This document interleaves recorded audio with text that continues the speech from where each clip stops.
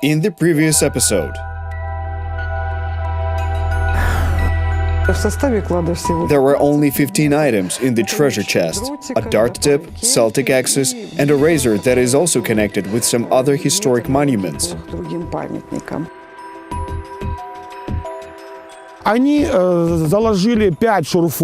They dug 5 holes, found stone foundations of walls, probably some dwellings. They found pottery, a lot of pottery, small bronze objects, that is, awls. But the most interesting thing is the conclusion they made in 1956.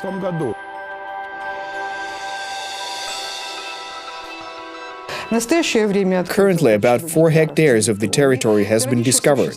The mound existed from the turn of the 13th to 12th century BC, and until the end of the 10th and beginning of the 9th century BC.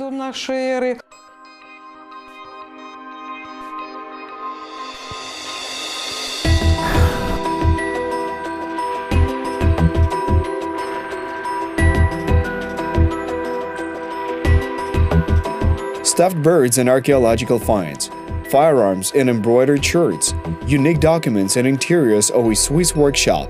Such various artifacts found shelter on 2,500 square meters of the old naval barracks complex, which is part of the Mykolaiv Regional Museum of Local Lore.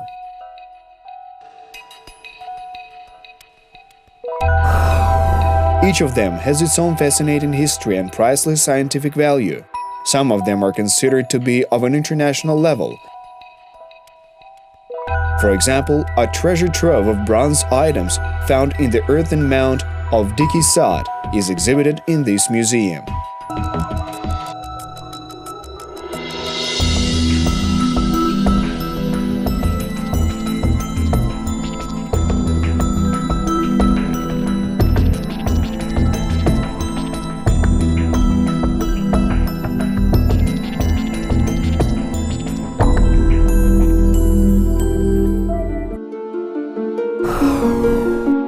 In the 8th century BC, the world first heard the epic poems of the ancient Greek poet Homer, the Iliad and Odyssey, the last of which possibly contains a reference to a settlement on the territory of modern Ukraine known as Diki Sad, or Wild Garden. This is our estimate. The thing is that the great poet Homer, in chapter 11 of his book Odyssey, has a story about the journey of Odysseus to the north from Troy. In other words, through the Black Sea to some place in the territory of Ukraine. Homer mentions in his novel that when Odysseus sailed to the northern Black Sea region, there were Cimmerian inhabitants and an ancient city. The assumptions of the researcher are not groundless. After all, Diki Sad is just as old as the legendary Trojan War. Moreover, the analysis of our artifacts indicates that the inhabitants of Diki Sad had contacts with Anatolia, which was a territory of Asia Minor. Let's not forget that all colonies of the Black Sea region, we call them Greek colonies, but there are different Greeks. There are Athenian Greeks and there are Spartan Greeks. But which Greeks were actually on this territory? Were they in Berezan, Olbia, or some other ancient settlements? The very first settlement in the northern Black Sea was actually located on the island of Berezan. Later, the inhabitants of Berezan founded Olbia, but all of them were Greeks, people from Miletus, which is the modern territory of Turkey. And Miletus is actually Anatolia, or Asia Minor. According to all historical facts, the recollections of this territory were immortalized in the legends of the Greeks of the 13th to 12th centuries BC, when they arrived here. Just take note of the time connections. We have stone from Anatolia and elements of ceramic decor of Anatolian origins. And just take a look. It is quite likely that the Greeks from ancient Miletus indeed set foot on this territory in those ancient times. But there is another fact in addition to the hypothetical mention of Homer. This one is real. The Diki Sad mound is of the same age as the legendary Troy. And this is where the interesting story about the Trojan horse begins. It was made widely popular by the most influential film studios in Hollywood. Speaking of Troy, the thing is that Troy is generally perceived as a single entity, while there are actually 9 of them, 9 layers of Troy. Life had existed there for thousands of years, and what corresponds to our Dickie Sod is Troy's 7th B. It's the 7th layer and an additional layer B. If we take a look at Troy of that time, not the earlier one, with powerful walls and towers, but the city in the 13th century, we will see the exact same dwellings and the very same masonry there. The only difference is that moat there was much smaller in actual size. There were only 2.5 meters wide and 2 meters deep. 2,5 метров шириной и 2 метра глубиной. The moat enclosure of Dickie Sod is 5 meters wide and 3 meters deep, but the researcher has an explanation for that. This is explained by the fact that the terrain there is rocky, while here it's mostly clay, so it was much easier for us to dig out.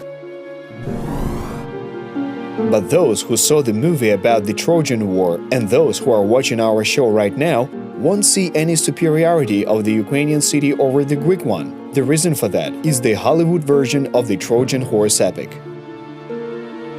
The matter is that the film most likely shows Troy 3 or Troy 6 with strong walls and towers, and the Troy that corresponds to the Trojan War by chronology is Troy 7.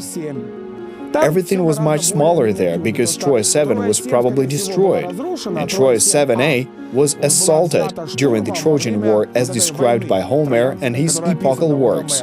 Troy 7b rose from the ashes of that Troy, and this Troy 7b is equivalent to Dickie Sod in terms of age. There is a lot of stab ceramics in that collection. Given this, it is quite probable that to a certain extent our people took part in that war.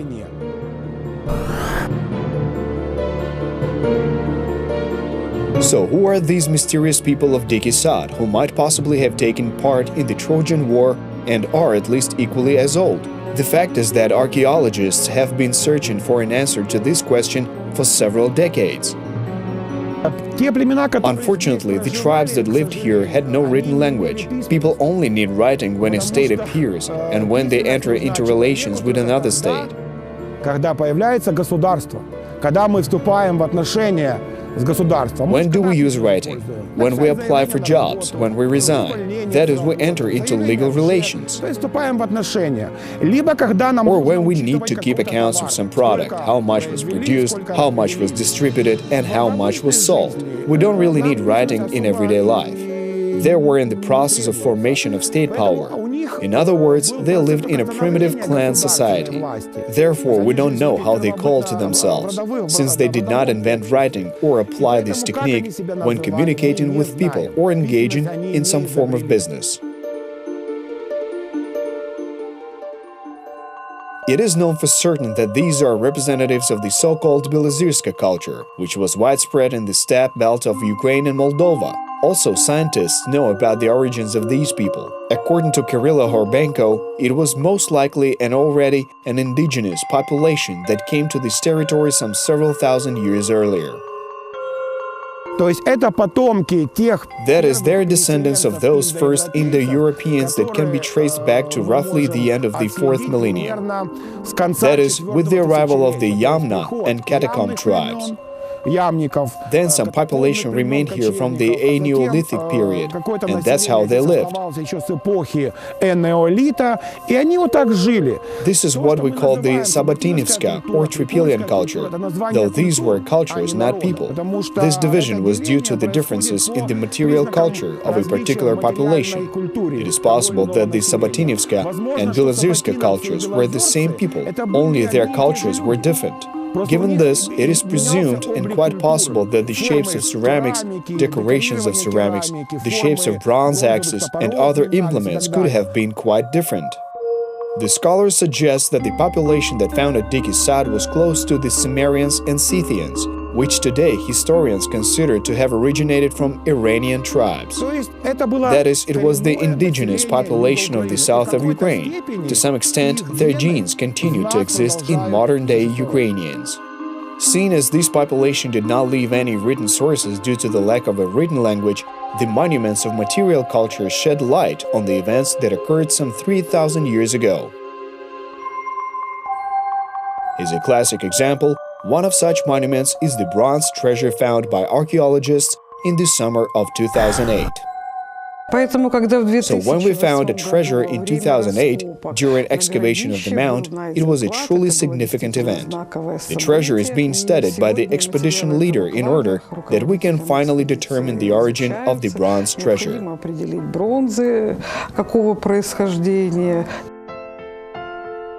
The research that has not yet been completed has already not just shed light on some aspects of the internal structure of the settlement, but has also contributed to some interesting discoveries.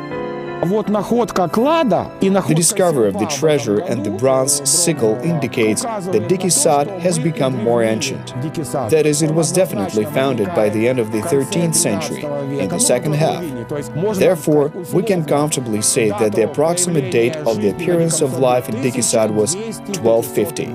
People most likely lived here for at least 200 years, right up until around the year 1050. The bronze treasure did not just increase the age of the mound, but also told a lot about its international position. All this is thanks to the fact that it shows two types of metalworking: Eastern or Lower Dnipro typology and Western Central European typology. By the way, that also indicates that ancient inhabitants of Ukraine had direct contacts with people in Central Europe and the Balkan region. In addition to complementing the picture, the dart found in this treasure trove is also one of the rarest artifacts discovered. Only 20 such darts are known in Eurasia, and now we have found the 21st dart. Just imagine the territory over which these tips were spread, from the Danube to the north of Kazakhstan. This indicates the context of these regions. So that basically means that Diki Sad held all these ways from the Baltic to Anatolia and from Central Europe all the way to Kazakhstan under its control. The exchange of ideas, goods, and the movement of people, that is, those people spent all their lives in motion and had contacts with other peoples. In short, they did not live in isolation. And now let's return to the legendary Troy. After all, in addition to the fact that Diki Sad, which is as old as this Greek city, had superior defensive structures in some aspects, it was also equally as important, albeit in its so-called barbaric world.